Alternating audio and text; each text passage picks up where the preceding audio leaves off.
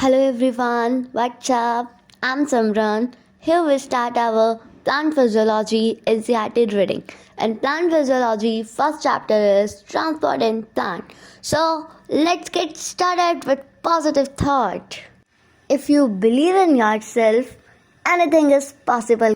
Let's get started with the transport in plant. Okay guys? Now सी हम इसके अंदर क्या क्या पढ़ने वाले हैं. मीन ऑफ ट्रांसपोर्ट पढ़ेंगे, प्लांट वाटर रिलेशन पढ़ेंगे, long distance transport of water पढ़ेंगे, ट्रांसपीरेशन पढ़ेंगे, Uptake and transport of mineral nutrients पढ़ेंगे, फ्लोएम ट्रांसपोर्ट पढ़ेंगे, उनके प्रिंसिपल पढ़ेंगे, उनकी फोर्स पढ़ेंगे. Okay, have you ever wonder water कैसे रीच करता है top of the tall trees तक, and for that matter how and why substance move from one cell to the other, whether all substance move in a similar way or same direction, whether metabolic energy is required for moving substance. इसके through ये क्या कहना चाहता है? ये कहना चाहता है कि जैसे हम वाटर देते हैं रूट्स को, पहुँचता है top of the tall trees तक, एंड जो मैटर है क्यों और कैसे सब्सटेंस को मूव कराते हैं वन सेल टू अदर. क्या ये सब्सटेंस जो है सिमिलर वे में मूव करते हैं, सेम डायरेक्शन में मूव करते हैं, या फिर इनके लिए मेटाबॉलिक एनर्जी चाहिए होती है मूव कराने के लिए सब्सटेंस को. ओके, ये सब बताना है हमें. Plant need to move molecules over long distance much more than animal do. और सबसे बड़ी बात, प्लांट को एनिमल से ज़्यादा ट्रांसपोर्ट करना पड़ता है सब्सटेंस को, उसके बावजूद भी इनके पास कोई सर्कुलेटरी सिस्टम नहीं होता. Plant do not have any circulatory system. और हमें पता है जो वाटर है हम कहाँ देते हैं वाटर? लीव्स को देते हो, रूट्स को देते हो? तुम कहोगे हम तो रूट्स को देते हैं, और हमें पता है रूट से ही जो होता है पानी सारे के सारे पार्ट्स ऑफ द प्लांट तक जाता है, up to the very tip of the growing stem. देखो यहाँ पे यही लिखा हुआ है, राइट. और जो फोटोसिंथेसिस होता है और जो फूड सिंथेसाइज हुआ है कहाँ पे? लीव्स में सिंथेसाइज हुआ है, उसको भी हमें मूव कराना होता है. कहाँ पर? इंक्लूडिंग दी रूट टिप्स जो है embedded deep inside the soil में, राइट. इसके बाद देखो जो मूवमेंट होती है शॉर्ट डिस्टेंस की, जो मूवमेंट होती है किसकी? शॉर्ट डिस्टेंस की. देखो क्या कह रहा है, जो शॉर्ट डिस्टेंस मूवमेंट होती है कहाँ होती है जिसमें शॉर्ट डिस्टेंस आता है? विद इन द सेल वाली मूवमेंट को कहते हैं short distance movement. Across the membrane वाली को कहते हैं short distance movement. And from cell to cell वाली को कहते हैं short distance movement. And within the tissue वाली को कहते हैं शॉर्ट डिस्टेंस मूवमेंट. तो तुमसे कोई पूछे कि शॉर्ट डिस्टेंस मूवमेंट का मतलब क्या है, कहना शॉर्ट डिस्टेंस मूवमेंट का मतलब है कि सेल टू सेल मूव करना, या फिर अक्रॉस द मेम्ब्रेन मूव करना, या फिर with in the tissue move करना.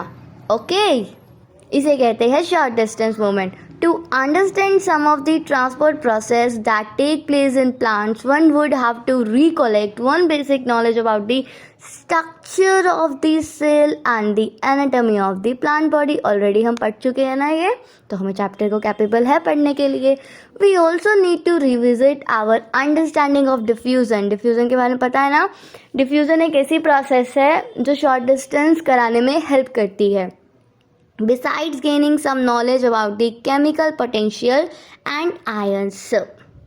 So now अगर हम बात करते हैं मूवमेंट ऑफ सब्सटेंस की, we need first to define what kind of movement we are talking about and also what substance we are looking eight.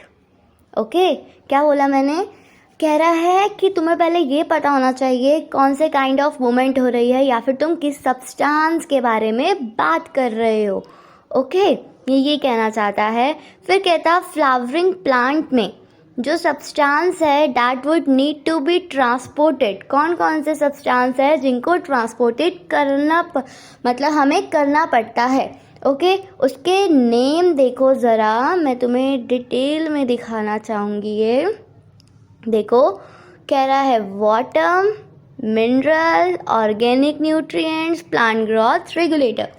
तुम्हें पता है जो वाटर होता है वो इनऑर्गेनिक फॉर्म में ट्रांसपोर्ट होता है थ्रू दी जाइलम, जो कि क्या होता है, यूनिडायरेक्शनल होता है। अगर मैं बात करूँ मिनरल्स की, तुम्हें पता है मिनरल्स जो होता है ऑर्गेनिक में भी इनऑर्गेनिक में दोनों फॉर्म में ट्रांसपोर्ट किया जाता है, और ये ट्रांसपोर्ट होता है जाइलम के थ्रू भी एंड फ्लोएम के थ्रू भी।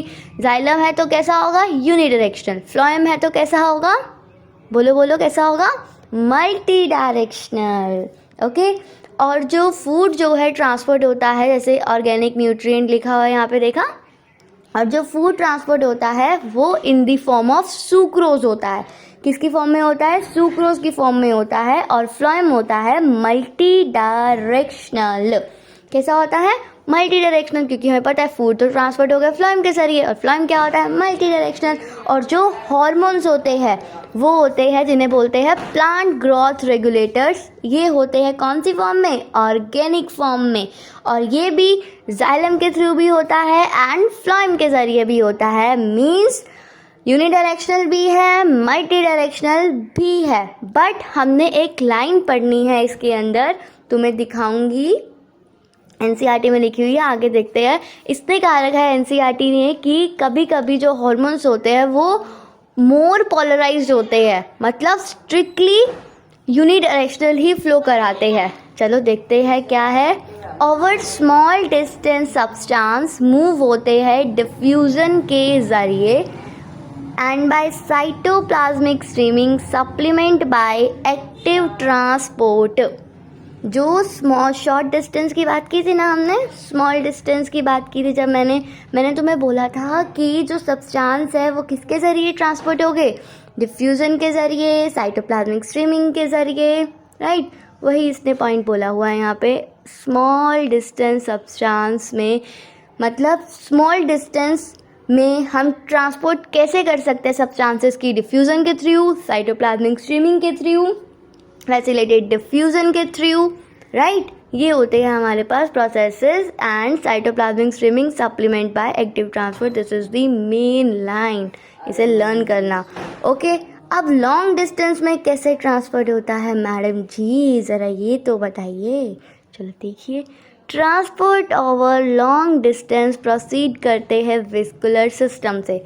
वेस्कुलर सिस्टम में क्या आता है, जाइलम एंड फ्लोएम, और इसी प्रोसेस का नेम है ट्रांसलोकेशन। इसी प्रोसेस का क्या नाम है, ट्रांसलोकेशन बोलते हैं इसे हम, राइट। इसे हम बोलते हैं क्या, translocation. Now let's see, an important aspect that need to be consider is the direction of transport. हमें डायरेक्शन ऑफ ट्रांसपोर्ट कैसे पता लगेगी उसकी बात कर रहा है यहाँ पे। एन इम्पॉर्टेंट एस्पेक्ट हमने बोला था डायरेक्शन ऑफ ट्रांसपोर्ट। देन आती है हमारे पास in rooted plants transport in xylem जो होता है वाटर एंड मिनरल का, वो कैसा होता है, यूनी डायरेक्शनल होता है फ्रॉम रूट टू स्टेम। कहाँ से कहाँ तक होता है, root to stem. Root to stem ही क्यों होता है मैम, स्टेम टू रूट भी तो हो सकता है, कहोगे ना ये बात। तो सुनो क्यों होता है। तुम पानी किसको देते हो, रूट्स को देते हो, जो ट्रांसपोर्ट होके किसके थ्रू जाती है, जाइलम के थ्रू ऊपर तक पहुंच जाता है, तो रूट टू स्टेम हुआ ना यार। ओके, ऐसे ही देखो, organic and mineral nutrients undergo multi directional transport. Multi directional transport है भाई, तो किसके जरिए होगा भाई, this is occur through the phloem. This is occur through the phloem. Okay, ज़्यादा ही बड़ा बड़ा लिख दिया ना चलो कोई ना। ऑर्गेनिक कंपाउंड सिंथेसाइज इन दी फोटोसिंथेटिक लीव। हम सबको पता है जो ऑर्गेनिक कंपाउंड्स है मतलब फूड है, जो कहाँ सिंथेसाइज होता है, कहोगे लीव्स के अंदर सिंथेसाइज होता है मैम। किसके अंदर होता है, लीव्स के अंदर सिंथेसाइज होता है मैम। ओके, तो देखो क्या कह रहा है, जब इसे एक्सपोर्ट करना होता है हमें other parts of the plant में, मतलब कहने का मतलब ये है मेरा कि जो ऑर्गेनिक कंपाउंड्स है जो लीव्स के अंदर सिंथेसाइज हो रहे हैं, हम उन्हें एक्सपोर्ट कराते हैं स्टोरेज ऑर्गन में, राइट। स्टोरेज ऑर्गन बोले तो रूट हो गया, जैसे कि एंड फ्रूट हो गया. ओके, ये मतलब है. तो देखो, from the storage organ they are later re export. कहोगे मैम इसका क्या मतलब हुआ? तुम्हें पता है समर्स आती है, समर सीजन आता है, उसके बाद कौन सा सीजन आता है? ऑटम सीजन आता है. ऑटम सीजन के अंदर लीव फॉल होते हैं, है ना. अब जो लीव के अंदर खाना बना हुआ है भाई साहब, वो कहाँ जाएगा? तो वो जाता है किसके अंदर? रूट्स के अंदर एंड फ्रूट्स के अंदर. और फिर सीजन आता है विंटर्स का. विंटर्स का सीजन आने के बाद आता है किसका सीजन? स्प्रिंग का. जब क्या बनती है? नई लीव्स बनती है. नई लीव्स के लिए खाना कहाँ से आएगा? स्टोरेज ऑर्गन से आएगा. वो रूट से भी और फ्रूट से भी खाना लेकर क्या बना देगा? लीव बना देगा. राइट, तभी कहते हैं स्प्रिंग सीजन में ही लीव बनती है. ओके, याद रखना अब इसका मतलब. ठीक है, the mineral nutrients are taken up by the roots. जो मिनरल न्यूट्रिएंट्स है वो कहाँ से आते हैं? रूट से आते हैं और ट्रांसपोर्ट हो जाते हैं स्टेम में, लीव्स में एंड ग्रोइंग रीजन में. राइट, अब एक बात बताओ, जो प्लांट अंडरगो सेनेस्केंस मतलब ओल्ड हो जाता है, तो जो उसके अंदर जितना भी खाना है कौन लेगा? वो जो सारा का सारा खाना है वो चला जाएगा ग्रोइंग पार्ट में. और जो सेनेस्केंस लीव होएगी वो डिटैचमेंट की हेल्प से उस ट्री से उतरकर फॉल हो जाएगी, है ना भाई. ये है इसका मतलब. देन आगे देखो क्या लिखा हुआ है इसने. हॉर्मोन्स और प्लांट ग्रोथ रेगुलेटर्स और अदर केमिकल सिग्नल्स को भी ट्रांसपोर्ट किया जाता है वेरी स्मॉल अमाउंट में. किस में ट्रांसपोर्ट किया जाता है? In very small amount. और मैंने तुम्हें बोला था, देखो ये लाइन आ गई ना, जो ये प्लांट ग्रोथ रेगुलेटर्स होते हैं कभी कभी तो ये स्ट्रिक्टली पोलराइज्ड हो जाते हैं, यूनिडायरेक्शनल मैनर में फ्लो करना स्टार्ट कर देते हैं. क्या कर देते हैं? फ्लो करना स्टार्ट कर देते हैं. From where they are synthesized to the other part में चले जाते हैं. आई समझ. Hence in a flowering plant there is a complex traffic of compounds, but कैसा होता है? ऑर्डरली होता है, जो मूव करता है डिफरेंट डायरेक्शंस में, each organ receiving some substance and giving out some others. Right, तो इसका मतलब क्या कहना चाहता है? फ्लावरिंग प्लांट में एक क्या चल रहा है? कॉम्प्लेक्स ट्रैफिक चल रहा है कंपाउंड का. कुछ आ रहा है, कुछ जा रहा है. राइट, बट कैसा है? वेरी ऑर्डरली है.